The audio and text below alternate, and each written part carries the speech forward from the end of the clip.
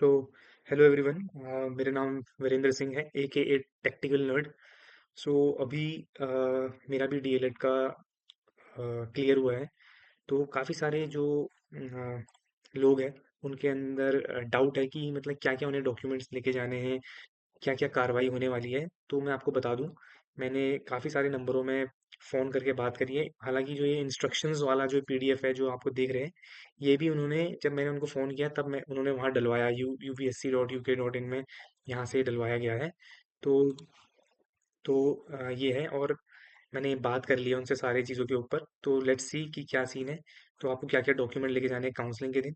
तो आपने जैसे काउंसलिंग का देख लिया होगा कि 7, 8 और 9 को काउंसलिंग है। ननूर खेड़ा एरिया में काउंसलिंग है और 9:30 बजे से ऑफिस ओपन हो जाएंगे। तो 9:30 बजे तक आप जरूर पहुंच जाइएगा। ठीक है। और क्योंकि काफ़ी सारे बच्चे हैं तो काफ़ी टाइम लग सकता है, इसलिए अपना खाना पीना बंदोबस्त सब देख के जाना। ठीक है। तो सबसे पहले देखते हैं क्या क्या चाहिए। देखो, हाई स्कूल का अंक पत्र चाहिए। देखो, एक मार्कशीट होता है, एक सर्टिफिकेट होता है। किसी किसी बच्चे के पास केवल एक भी होगा क्योंकि दोनों कंबाइन भी होके आ रहे हैं। तो दोनों, जैसे मैंने 2020 में अपनी करी थी, तो 2018 में करी थी, तो मेरे पास दोनों है। और इसके भी मेरे पास दोनों है। और साथ में अगर देखें, स्नातक यानी आपकी ग्रेजुएशन की प्रत्येक वर्ष की, और प्रत्येक वर्ष या फिर सेमेस्टर की परीक्षा, जैसे मैंने दिल्ली यूनिवर्सिटी से करा है, तो मेरे पास 6 सेमेस्टर की मार्कशीट है। तो मुझे वो लेके जाना है। और यहाँ पर काफ़ी सारे बच्चों को डाउट होगा, मुझे भी डाउट था कि क्या वो स्कूल से कॉलेज या कॉलेज की मोहर होनी चाहिए, उसमें नहीं होनी चाहिए।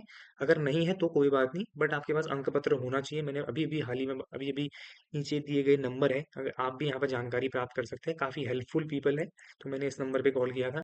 तो इन काउंसलिंग की डिटेल्स ले सकते हैं। और तो उसमें अगर वो नहीं भी होगा तो भी चलेगा। और इनके 2 फोटो स्टेट भी आपको ले जाने हैं, मतलब ओरिजिनल भी ले जाने हैं और 2 फोटो स्टेट भी आपको ले जाने हैं। साथ में देखिए, SC ST OBC जो भी है, इनका प्रमाण पत्र होना चाहिए। अगर जो आपने लगाया है वहाँ EWS का भी होना चाहिए। ये defence, ex serviceman, ex soldiers, orphan, इन सब के जितने भी वो है, होने चाहिए। ये अगर आप स्पोर्ट्स कोटा वाले हैं तो ये होना चाहिए। पर आपका ज़रूर ये स्थायी निवास प्रमाण पत्र ज़रूर होना चाहिए। स्थायी निवास प्रमाण पत्र होना चाहिए। ठीक है। और ये नियोक्ता द्वारा जारी, ये जो कार्यरत जो पीपल सर्विंग है उनके लिए भी है। डीएलएड का प्रवेश परीक्षा हेतु निर्गत प्रवेश पत्र यानी एडमिट कार्ड और आधार कार्ड, और रजिस्ट्रेशन, जो आपका रजिस्ट्रेशन है जो आपको UKDLED.com में मिल जाएगा। UKDLED.com पे आपको वो मिल जाएगा, रजिस्ट्रेशन वाला जिसमें आपने रजिस्ट्रेशन किया था। और साथ में आपका एडमिट कार्ड, उसकी भी फोटो कॉपी आप ले जाना। और 2 आपके पासपोर्ट साइज नवीनतम फोटोग्राफ होने चाहिए। और ये सारे लिखे गए हैं यहाँ पर, क्या लिखे हैं, अभ्यर्थियों द्वारा आवेदन के समय ऑनलाइन आवेदन पत्र पर की गई समस्त शैक्षणिक एवं अन्य अंकनाओं का प्रशिक्षण मूल प्रमाण पत्र होना चाहिए, यानी ओरिजिनल चाहिए यहाँ पर। इसका मतलब है ओरिजिनल चाहिए। मुझे भी हिंदी समझ नहीं आती, पर मैंने भी अपने दोस्तों से डिकोड करके मैं आपको बता रहा हूँ कि क्या क्या चीज़ें। और ये प्रमाण पत्र वगैरह, जो आपकी श्रेणी है उस हिसाब से प्रमाण पत्र होने चाहिए। और अगर कोई विसंगति उत्पन्न होगी तो आपका गठित समिति समुच्चय विचार प्रस्तुत किया जाएगा, जो भी है। ऑनलाइन आवेदन पत्र में त्रुटिपूर्ण अंकना अथवा विसंगति पाए जाने पर अभ्यर्थन, जो अभ्यर्थी है उसका अभ्यर्थन, मतलब उसका जो वो है वो निरस्त कर दिया जाएगा। ठीक है। और ठीक है, काउंसलिंग के समय पाए जाने विसंगति जो है के अनुसार गठित समिति द्वारा किया जाएगा, जो भी है। मतलब अगर कोई दिक्कत होती है तो वो समिति देखेगी वहाँ की। अंतिम अवसर यानी जो कि 10 अप्रैल दे रखी है, अंतिम डेट पहली काउंसलिंग की। तो वहाँ उस दिन भी आपको, अगर आप उपस्थित नहीं हो पाते हैं 7, 8, 9 को, तो आपको 10 को जरूर उपस्थित होना पड़ेगा। ठीक है। काउंसलिंग प्रक्रिया में उपस्थित सभी अभ्यर्थियों से उत्तराखंड तेरा डाइट, मतलब आपकी जो भी पहली वाली आपकी प्रेफरेंस होगी वो आपको पहले मिलेगी। और अगर आप वहाँ नहीं, आपकी कट ऑफ उसके हिसाब से नहीं है या फिर वहाँ सीट भर चुकी है, तो आपको दूसरी वाली डाइट अलॉट की जाएगी। ठीक है।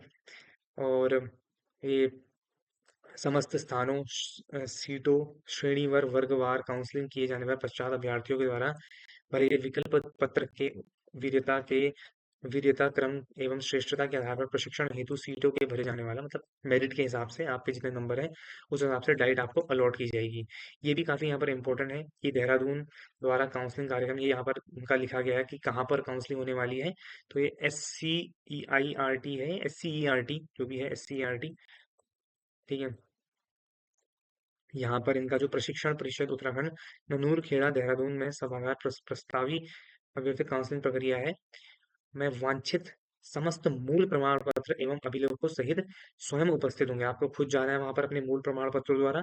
अभ्यर्थी को इन प्रमाण पत्रों एवं अभिलेखों का की स्वप्रमाणित मतलब सेल्फ अटेस्टेटेड एक एक छाया प्रति एवं पासपोर्ट साइज की दो नवीनतम फोटोग्राफ भी अनिवार्य रूप से काउंसलिंग में लानी पड़ेगी। ठीक है। और तो वो आपको मैंने बता दिया था पहले ही। ठीक है। तो 1 जुलाई 2025 को अभ्यर्थी मतलब ये आयु का हिसाब से दिया कि 19 वर्ष और तथा 30 वर्ष से कम होनी चाहिए। ठीक है। और विज्ञप्ति जारी होने के पूर्व अभ्यर्थी द्वारा भारत के विधि द्वारा स्थापित मतलब ग्रेजुएशन होनी चाहिए उसकी। आरक्षित श्रेणी के पास संबंधित श्रेणी का कोई भी प्रमाण पत्र होना चाहिए। जो ईडब्ल्यूएस है वो ये स्वतंत्रता सेनानी, विकलांग मतलब एक्स सोल्जर, सेल्फ जो है, ऑर्फन। ठीक है। जो उत्तराखंड राज्य आंदोलन फ्रीडम फाइटर जो है, ठीक है, के पास सक्षम जो प्रमाण पत्र होने चाहिए अगर आपने उस कोटे से भरा है। ठीक है। वर्टिकल हॉरिजॉन्टल जो भी है, उत्तराखंड राज्य के अंतर्गत कुशल खिलाड़ी यानी स्पोर्ट्स कोटा जो भी है आपका होना चाहिए। ठीक है। तो ये सारे आपके जैसे जो अर्धसैनिक बलों कार्यरत है अधीन स्थापित किसी राजकीय पदों से नियमित जो भी है सरकार सार्वजनिक उपक्रमों द्वारा जो भी आपके पास ये प्रमाण पत्र होने चाहिए। और काउंसलिंग में अपने अभ्यर्थन से संबंधित मूल अभिलेख प्रमाण पत्र प्रस्तुत न कर पाने की संबंधी अभ्यर्थी को निरस्त कर दिया जाएगा। अगर आप नहीं कर पाते इस संबंध में अभ्यर्थी का कोई दावा मान्य नहीं होगा। काउंसलिंग में अभ्यर्थी अपने चयनित वर्ग श्रेणी अनुसार निर्धारित तिथि को प्रतिभाग करे। और काउंसलिंग से संबंधित आपको कोई भी अगर इशू है तो काफ़ी हेल्पफुल नंबर्स हैं ये। आप इनको कॉल करके पूछ सकते हैं कि आपको क्या दिक्कत है। मैंने आपको जो बताया है एकदम फिट है। और जो अगर लोग कार्यरत है तो उनके लिए एक प्रदत्त प्रमाण पत्र है। ठीक है। तो ये सारी चीज़ें हैं, ये आपको फ़ोटो निकाल के जानी पड़ेगी अगर आप कार्यरत है। तो कुल मिला के आपको कितने डॉक्यूमेंट लेके जाने हैं अगर देखें तो 1, 2, 3, 4 और इसकी 6 सेमेस्टर की होगी तो 10 और ये 11। 11 आपको ये लेके जाने हैं, साथ में अपने एडमिट कार्ड, रजिस्ट्रेशन नंबर, अगर आपका कोटा है तो उसके कोटा का प्रमाण पत्र और ये सारे आपको चीज़ें लेके जानी है। और 2 पासपोर्ट साइज़ फ़ोटो। तो ये कहाँ से आप डाउनलोड कर सकते हैं मैं आपको ये भी बता देता हूँ। जब आप यूपीएससी की वेबसाइट में जाओगे यूपी.in में इसको यहाँ पर क्लिक करोगे तो ऐसा करके एक इंटरफेस खुल के आएगा। अब यहाँ पर आप देखेंगे डिपार्टमेंटल एग्जाम। अगर आपको मजे की बात बताऊं तो मैंने इनको कॉल करा था इनके जो ब्रोचर आया था जब डीएलएड के फॉर्म आए थे तो उसमें नंबर था। मैंने उनको कॉल किया कि सर कहाँ है इसकी नोटिफिकेशन। तो उन्होंने बोला अभी अपलोड नहीं की गई है। बट मैंने उनको बताया तो उन्होंने 1 घंटे के अंदर अपलोड कर दी थी।